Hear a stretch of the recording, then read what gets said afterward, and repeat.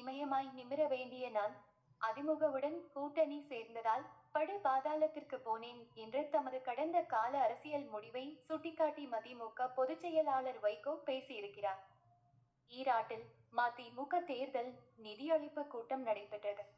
இந்த கூட்டத்தில் நிர்வாகிகள் மத்தியில் வைகோ பேசியதாவது: கடந்த காலத்தில் நான் சில பிழைகளை செய்திருக்கிறேன். அதை நான் ஒப்புக்கொள்கிறேன்.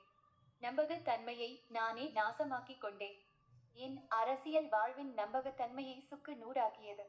அதிமுக பொதுச் செயலாளர் மறைந்த ஜெயலலிதாவை குறிப்பிடுகிறார். என்னை 19 மாதங்கள் சிறையில் அடைத்தார்.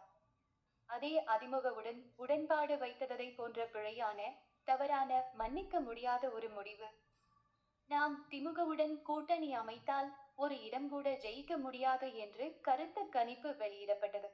205 தொகுதிகளில் அதிமுக ஜெயிக்க போகிறது.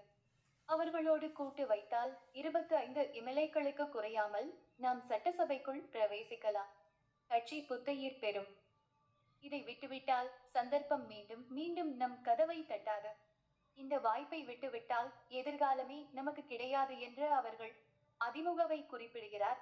ஆணித்தரமாக சொன்னபோது, திருச்சி திமுக மாநாட்டில் பேசுவதற்காக எனது குறிப்புகளை பெட்டியிலே வைத்து மலைக்கோட்டை ரயிலுக்கு பயணத்தையும் உறுதி செய்துவிட்டு தலைமை நிர்வாகிகள் என்னிடம் பேச வேண்டும் என்று சொன்னார்கள். இந்த முடிவை எடுக்க நேர்ந்தது ஏன் என்று நான் விளக்கம் தந்தேன்.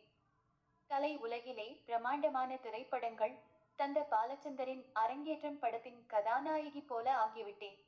என் நம்பகத்தன்மையை அழித்துக் கொண்டு இந்த முடிவுக்கு வந்தேன் என்று நான் சொன்னேன். இன்று வரை எங்கோ நிமிர்ந்து இருக்க வேண்டிய நான் அதிமுகவோடு சேர்ந்ததால் படுபாதாளத்துக்கு போனேன். மீண்டும் அப்படி நான் ஆளாகி விடக்கூடாது.